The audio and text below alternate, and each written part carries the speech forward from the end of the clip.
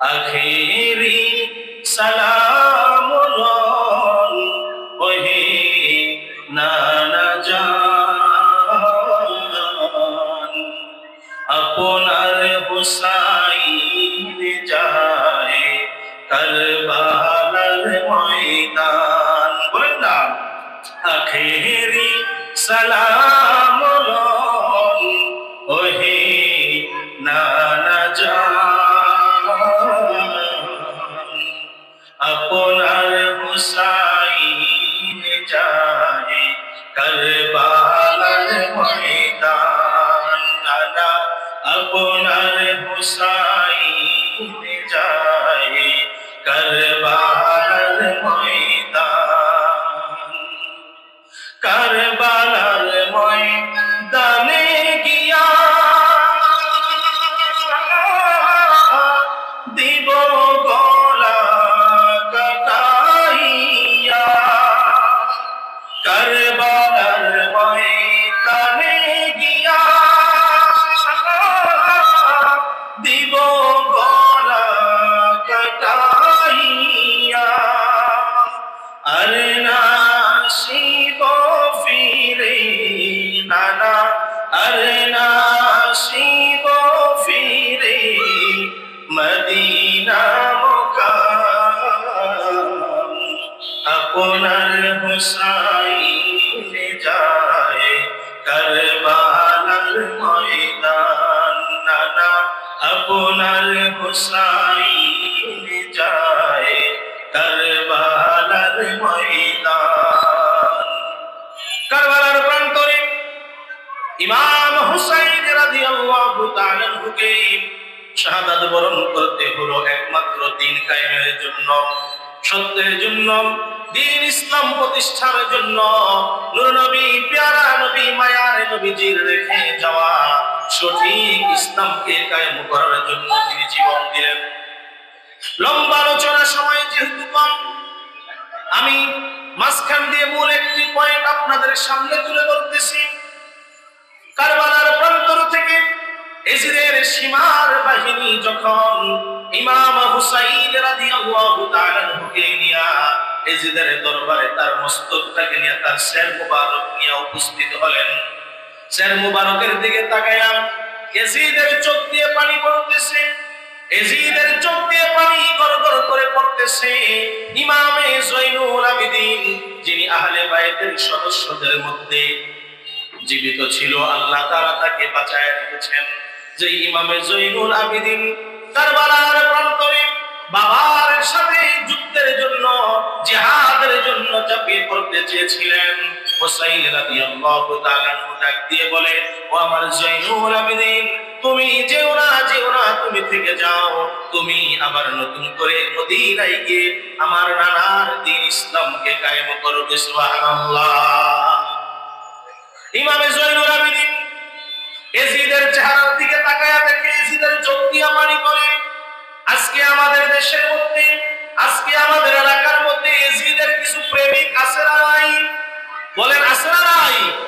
যারা বলে এজিদের দোষ ছিল না, যারা বলে এজিদের এখানে কোনো চক্রান্ত ছিল না, কোনো হাত ছিল না, যারা যেমনি হোক এজিদরে বাঁচায়া নিতে চায়, আজকে তাদের স্মরণে আমি দুইটা কথা বলবো।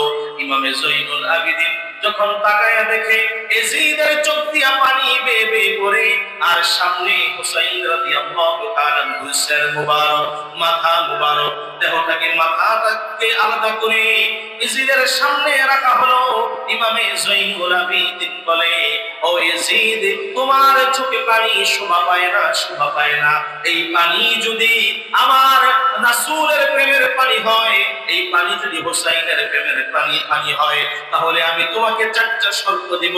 চারটা শর্ত যদি তুমি মেনে নাও, কঠিন হাসরের ময়দানে আল্লাহর কাছে তোমার জন্য আমি সুপারিশ করব। সুবহানাল্লাহ। তোমার জন্য আমি সুপারিশ করব। তোমার চোখ দিয়ে যে পানি পড়তেছে, এই পানি যদি হুসাইনের প্রেমের পানি হয়, এই পানি যদি রাসূলের প্রেমের পানি হয়, তাহলে তোমার জন্য আমি আল্লাহর দরবারে সুপারিশ করব। কি শর্ত? এক নম্বর শর্ত হলো, ইয়াজিদ, তোর চোখের মধ্যে পানি, এই পানি যদি হুসাইনের প্রেমের পানি হয়, ও ও ইয়াজিদ, আমি তোকে এক নম্বর শর্ত দিয়ে দিলাম, আমার বাবার শির মুবারক, মাথা মুবারকটা তুমি আমার কাছে দিয়ে দাও, আমাকে দিয়ে দাও। আমি কারবালার প্রান্তর থেকে বাবার শরীরটাকে একত্রিত করে নিজ হাতে আমার বাবাকে আমি দাফন কাফন করব। সুবহানাল্লাহ। সন্তান হিসেবে কত বড় কষ্টের, কত বড় নির্মম, কত বড় করুণার একটি আবদার, আমার বাবার শির মুবারকটা তুমি আমাকে দিয়ে দাও। এক নম্বর শর্ত হলো, যদি তুমি এটা সসম্মানে আমাকে দিয়ে দাও, আজকে আমার বাবার শির মুবারকের মধ্যে রক্ত লেগে আছে, গালের মধ্যে রক্ত লেগে আছে, চুল মুবারকের মধ্যে রক্ত লেগে আছে, অথচ এই হুসাইনের চেহারার মধ্যে নূর নবী, মায়ার নবী, আখিরি নবী, শ্রেষ্ঠ নবী চুম্বন খেয়েছেন। সুবহানাল্লাহ। আল্লাহর হাবিব বলেন, হুসাইন তুমি আমার, আমি তোমার।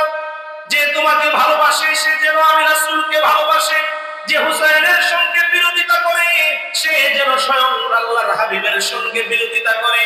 ও ইয়াজিদ, শোনো শোনো, আমি আর রাসূল আমার বাবার মুখের মধ্যে চুমু খেয়েছেন, ঠোঁটের মধ্যে চুমু খেয়েছেন, মাথার মধ্যে চুমু খেয়েছেন, আজকে হুসাইনের রক্ত মাখা শির মুবারক পড়ে আছে। ওরে ইয়াজিদ, তোমার কাছে আমার এক নাম্বার আবদার হলো, মেহেরবানি করে আমার বাবার শির মুবারকটা তুমি আমার কাছে দিয়ে দাও। সুবহানাল্লাহ। আল্লাহর হাবিব সাল্লাল্লাহু আলাইহি সাল্লামের আদরের কলিজার টুকরা নাতি, যার শরীরের সমস্ত জায়গায় আল্লাহর হাবিব চুমু দিয়েছেন, যাকে অত্যাধিক মহব্বত করতেন, ভালোবাসতেন, আল্লাহর হাবিবের সেই নাতি রক্তমাখা শির মুবারক ইয়াজিদের সামনে পড়ে আছে। জয়নুল আবেদিন ডাক দিয়ে বলে, ওরে ইয়াজিদ, দুই নম্বরে তোমার কাছে আমার শর্ত হলো, যদি তুমি নির্দোষ হয়ে থাকো, যদি আমার বাবার শহীদের পিছনে তোমার চক্রান্ত না থাকে, আজকে তুমি প্রমাণ করে দাও। দুই নম্বরে আমি তোমাকে শর্ত দিয়ে দিলাম, আহলে বাইতের আমরা যে কয়জন সদস্য আছি, আমাদেরকে সুন্দরভাবে, আমাদেরকে এক সম্মান সহকারে ভিআইপি ভাবে মদিনায় যাওয়ার ব্যবস্থা করে দাও। কেননা আমরা এখানে থাকতে চাই না, আমরা বাকি জীবন আল্লাহর হাবিবের রওজার পাশে থাকতে চাই। আল্লাহর হাবিবের রওজার পাশে গিয়া আমার বাবা শহীদ হওয়ার আগে বলেছিল, ও আমার জয়নুল আবেদিন, তুমি যুদ্ধের মধ্যে জড়িয়ে যেও না, তুমি থেকে যাও, তুমি মদিনায় চলে যাবে। আর মদিনায় গিয়ে আমার মায়ার নবী, আমার মায়ার নানাকে আমি যে সালাম দিয়েছিলাম, ওই সালামটা নানার কাছে নিয়ে তুমি পৌঁছায়া দিবা। সুবহানাল্লাহ। আল্লাহর হাবিবের দরবারে গিয়ে আমি সালাম দিব। অতএব আমাদেরকে তোমরা সসম্মানে সুন্দরভাবে মদিনায় যাওয়ার ব্যবস্থা করে দাও, সুন্দরভাবে আল্লাহর হাবিবের রওজা মুবারকের পাশে যাওয়ার ব্যবস্থা করে দাও। আমি যেন হাবিবের রওজার পাশে গিয়া আমার বাবার স্মৃতি, আমার বাবার শেষ ওসিয়ত সালামটুকু যেন আমি দিতে পারি। সুবহানাল্লাহ। আখেরি সালাম লন ওহে নানা জান, কারবালার ময়দানে যাই ইমাম হুসাইন, আখেরি সালাম লন ওহে নানা জান, আপনার হুসাইন যায় কারবালার ময়দান। বলেন না, আখেরি সালাম লন ওহে নানা জান, আপনার হুসাইন যায় কারবালার ময়দান। নানা আপনার হুসাইন যায় কারবালার ময়দান। কারবালার ময়দানে গিয়া দিব গলা কাটাইয়া, কারবালার ময়দানে গিয়া দিব গলা কাটাইয়া, আর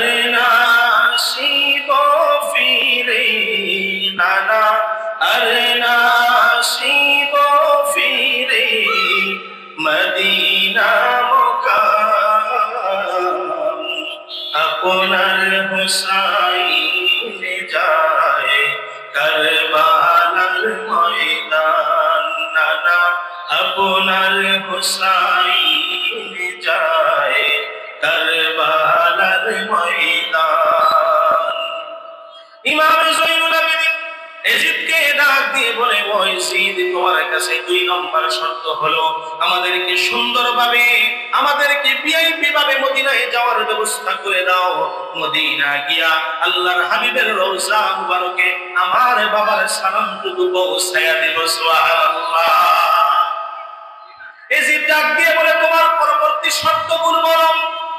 ইমাম জয়নুল আবেদিন বলে, 3 নম্বর শর্ত হলো আমার বাবার শাহাদাতের পিছনে তুমি যদি জড়িত না থাকো। 3 নম্বর শর্ত হলো এই যে দামেস্কের সবচেয়ে বড় যে জাতীয় মসজিদ, এই মসজিদে পবিত্র জুমার নামাজের একদিনের জন্য আমাকে তুমি ইমাম বানায়া দিবা। জুমার দিনে একদিন আমি খুতবা প্রদান করব। সুবহানাল্লাহ। ইমাম জয়নুল আবেদিনকে এজিদ ডাক দিয়ে বলে, তোমার সর্বশেষ কি শর্ত এটা তুমি জানাও। ইমাম জয়নুল আবেদিন বলে, সর্বশেষ আমার শর্ত হলো 4 নম্বরের শর্ত হলো আমার বাবার শহীদের পিছনে যারা যারা জড়িত আছে তাদেরকে তুমি সঠিকভাবে বিচার করবে, তাদেরকে তুমি কঠিনভাবে বিচার করবে। যদি তুমি বিচার না করো আমাদের হাতে ছেড়ে দাও, আমরা মদিনার আইনে, মদিনার সনদে তাদের বিচার করব। এখন এজিদ চিন্তা করে দেখে যে ইমাম জয়নুল আবেদিন যে শর্তগুলো দিল, এই শর্তগুলো যদি আমি মেনে নেই তাহলে তো আমার উপরে পড়ে যায়, তাহলে তো আমার উপরে পড়ে যায়। কারণ সর্বশেষ শর্ত দিয়েছেন যে যারা যারা আমার বাবার শহীদের পিছনে জড়িত, যারা যারা আমার বাবাকে নির্মম ভাবে শহীদ করলো তাদেরকে আমাদের কাছে ছেড়ে দাও, মদিনার আইনে আমরা বিচার করব। এখন এজিদ চিন্তা করে দেখে তাদেরকে যদি ছেড়ে দেই, তারা ইমাম হুসাইনকে শহীদ করে যে সমস্ত অপরাধে অপরাধী হয়েছে, আর আমিও তো এখানে বসে হুকুমের আসামি। কি বলেন, হুকুমের আসামির অপরাধ আছে না নাই? কম না বেশি? তার অপরাধ সবচাইতে বেশি। সর্বশেষ এজিদ উপায় না পেয়ে সব শর্ত ভঙ্গ করে বাদ দিয়ে একটা শর্ত মেনে নিয়েছে। এজিদ ডাক দিয়ে বলেন, জয়নুল আবেদিন, তোমার কোন শর্ত আমি মেনে নিতে পারলাম না, একটা শর্ত মেনে নিলাম। কয় কি শর্ত? কয় আগামীকাল দামেস্কের জাতীয় মসজিদে তোমাকে খুতবা দেওয়ার জন্য অনুমতি দেওয়া হলো। ইমাম জয়নুল আবেদিন আগামীকাল জুমার দিনে খুতবার জন্য দাঁড়ায়া গেলেন। দাঁড়ায়া তিনি আহলে বাইতের আলোচনা শুরু করলেন। এই পৃথিবীর মধ্যে আল্লাহ সুবহানাহু ওয়া তাআলা তার সবচেয়ে শ্রেষ্ঠত্ব মর্যাদা দিয়ে, শ্রেষ্ঠত্ব পাওয়ার দিয়ে, সবচেয়ে সম্মান দিয়ে পেয়ারা নবীকে দুনিয়ায় পাঠিয়েছেন। আর পেয়ারা নবীর পরিবার পরিবর্গ সদস্য আহলে বাইত, তাদেরকে বলা হয়েছে পৃথিবীর শ্রেষ্ঠতম ব্যক্তি। সুবহানাল্লাহ। এজিদ তাকায়া দেখে ইমাম জয়নুল আবেদিনের আলোচনা শুনে মুসল্লিরা কান্নায় ভেঙে পড়তেছে। কখন না জানি এজিদের উপরে আক্রমণ করে এজিদ ভয় পেয়ে মুয়াজ্জিন সাহেবকে ইশারা দিল তাড়াতাড়ি আযান দেওয়ার জন্য, তাড়াতাড়ি আযান দেওয়ার জন্য। যে জয়নুল আবেদিন যেভাবে আহলে বাইতের ওয়াজ করতেছে, কখন জানি মুসল্লিরা ক্ষিপ্ত হয়ে আমার উপরে হামলা করে। আজকে দেখবেন আমাদের দেশের মধ্যে যখন আহলে বাইতের আলোচনা হয়, যখন শুহাদায়ে কারবালার আলোচনা হয়, যখন হুসাইনের প্রেমের আলোচনা হয়, এক শ্রেণীর লোক যাদের গায়ের মধ্যে জ্বালা পোড়া ধরে যায়, আছে না নাই? যাদের কাছে এগুলো সহ্য হয় না, ভালো লাগে না, তার মানে বোঝা যায় এখনো পর্যন্ত পৃথিবীর মধ্যে এজিদের উত্তরসূরি আছে। কি বলেন, ঠিক না? এখনো এজিদের উত্তরসূরি আছে। এজিদ চিন্তা করে দেখলো মুসল্লিরা জয়নুল আবেদিনের আলোচনা শুনে, ওয়াজ শুনে কান্নায় ভেঙে পড়েছে। অতএব আর আলোচনা করতে দেওয়া যাবে না। মুয়াজ্জিন সাহেব ইশারা দিল জলদি করে আযান দেন। মুয়াজ্জিন সাহেব যখন আযানের জন্য দাঁড়িয়ে গেল, কানের মধ্যে হাত দিয়া আল্লাহু আকবার, আল্লাহু আকবার বলে আযান শুরু করে দিল। আযানের মাঝখানে আমার নবীর নাম আছে না নাই? আছে না নাই? আশহাদু আন্না মুহাম্মাদুর রাসূলুল্লাহ, সাল্লাল্লাহু আলাইহি ওয়াসাল্লাম এইভাবে যখন আযানের মধ্যে নবীর নাম নিয়ে টান দিল, ইমামে জয়নুল আবেদিন বলে, ওরে মুনাফিকের দল, ওরে বেঈমানের দল, আযানের মধ্যে নবীর নাম নিলি আর ওইদিকে নবীর কলিজার মধ্যে আঘাত করে আসলি, ঠিক কিনা? ওরে মুনাফিকের দল, তোরা আযানের মধ্যে নবীর নাম নাও, আযানের মধ্যে নবীর নাম নাও, দুরূদের মধ্যে নবীর নাম নাও, নামাজের মধ্যে নবীর প্রতি দুরূদ করো, আর সেই নবীর কলিজার টুকরা নাতি ইমাম হুসাইনের উপরে তোমরা আক্রমণ করে এসেছো। তোরা তো মুখে বলো একটা, কাজে করো আরেকটা। এইটাকে কি বলে? মুনাফিক। কি বলে? ওরে মুনাফিকের দল, তোমরা তো মুখে বলো একটা, কাজে করো আরেকটা, তোমাদের কথায় কাছে মিল নাই, অতএব তোমরা মুসলমান নয়, মুসলমান নয়, তোমরা হলে মুনাফিক। আর কোরআনুল কারীমের মধ্যে আল্লাহ সুবহানাহু ওয়া তাআলা সূরা মুমিনুন নাযিল করেছেন, সূরা কাফিরুন নাযিল করেছেন, মাঝখানে আরেকটা সূরা নাযিল করেছেন, যেই সূরার নাম হলো মুনাফিকুন। আছে না নাই? আল্লাহ সুবহানাহু ওয়া তাআলা আজ থেকে 1000 বছর আগে আমাদেরকে জানিয়ে দিয়েছেন, পৃথিবীর মধ্যে যেমন ইমানদার থাকবে, মুত্তাকি থাকবে, নামাজি থাকবে, সৎ ব্যক্তি, ভালো ব্যক্তি থাকবে, ঠিক তেমনি ভাবে কাফের, বেদিন, মুশরিকরা থাকবে। আবার এদের মাঝখানে ভালো লেবাস করিয়া কিছু মুনাফিক থাকবে, যারা মুখে বলবে একটা, কাজেই করবে আরেকটা। আছে না নাই? আযানের মধ্যে যখন আশহাদু আন্না মুহাম্মাদুর রাসূলুল্লাহ উচ্চারণ করে মুয়াজ্জিন সাহেব যখন সুললিত কণ্ঠে আযান দেয়, ইমামে জয়নুল আবেদিন বলে, আজকে তোমরা যেই নবীর নাম নিলা, ওই নবীর কলিজার মধ্যে আঘাত করে তোমরা নবীর নামে আযান দিতেছো। শোনো শোনো, এই আযান কিয়ামত পর্যন্ত দিতে পারবে, কিন্তু আমার আল্লাহর দরবারে কবুল হবে না, ঠিক কিনা? ইমামে জয়নুল আবেদিন মদিনা চলে গেল। মদিনা যাওয়ার পরে মদিনার লোকেরা ইমামে জয়নুল আবেদিনকে গ্রাহ করে ধরল। আহলে বাইতের সদস্যরা কারবালার প্রান্তরে শাহাদাত বরণ করেছেন। নবীর কলিজার টুকরা নাতি ইমাম হুসাইন সত্যের জন্য জীবন দিয়েছেন। ওই জয়নুল আবেদিন, জলদি করে আমাদেরকে বলো কি ঘটনা ঘটলো, এবং তুমি আমাদের ঘরের মধ্যে প্রবেশ করো। এক একজনের ঘরে নেওয়ার জন্য ব্যস্ত হয়ে গেল, পাগল হয়ে গেল। ইমামে জয়নুল আবেদিন বলে, আমি কারো ঘরে ঢুকবো না, আমি কারো কাছে যাব না। আমার বাবা আমাকে শেষ ওসিয়ত করেছিলেন, ও আমার জয়নুল আবেদিন, তুমি মদিনায় চলে যাবে। মদিনায় চলে গিয়ে আল্লাহর হাবিবের রওজা মুবারকের সামনে দাঁড়িয়ে আসসালাতু ওয়াসসালামু আলাইকা ইয়া রাসূলুল্লাহ, আসসালাতু ওয়াসসালামু আলাইকা ইয়া হাবিবাল্লাহ বলে আমার নবীকে সালাম দিবে। আর এই পাষাণ সীমারের আমার সঙ্গে যা করেছে, আমার সঙ্গে যে মুনাফিকি করেছে, এই বর্ণনাগুলো আল্লাহর হাবিবের রওজার সামনে তুমি স্পষ্টভাবে তুলে ধরবে। সুবহানাল্লাহ। সেই ইমামে জয়নুল আবেদিন মদিনার প্রান্তরে থেকে থেকে দুনিয়া থেকে বিদায় নিয়েছেন। এখনো আমরা ইমামে জয়নুল আবেদিনকে জান্নাতুল বাকির মধ্যে যাকে সমাহিত করা হয়েছে, ইমাম হাসানের বুকের উপরে ইমামে জয়নুল আবেদিনকে রাখা হয়েছে। সুবহানাল্লাহ। জান্নাতুল বাকি আছে না নাই? মদিনা শরীফে জান্নাতুল বাকি আছে না নাই? এই জান্নাতুল বাকিতে ইমামে হাসান, মা ফাতেমাতুজ জোহরা, হযরত উসমান গনি রাদিয়াল্লাহু তাআলা আনহুমা এবং ইমামে জয়নুল আবেদিন যেখানে শায়িত, যেখানে আমরা এই হজ করতে গেলে, উমরা করতে গেলে ওই জান্নাতুল বাকিতে প্রবেশ করে সর্বপ্রথম তাদের স্মরণে আমাদের মনটা নরম হয়ে যায়। কি বলেন, ঠিক কিনা?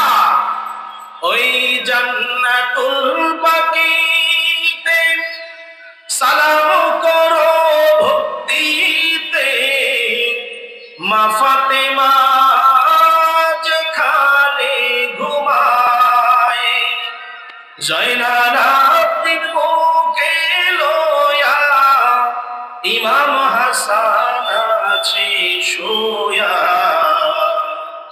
উত্তরে মা আয়েশা সিদ্দিকা, নবীজি কেমনে যাব সোনার মদিনায়, বলেন না, কেমনে যাব প্রাণের মদিনায়, নবীজি কেমনে যাব সোনার মদিনায়। মদিনা যেতে মন চায় কি চায় না? দুই হাত তুলে আল্লাহকে দেখার মন চায় কি চায় না? নারায়ে তাকবীর, নারায়ে রিসালাত, আহলে সুন্নাত ওয়াল জামাত,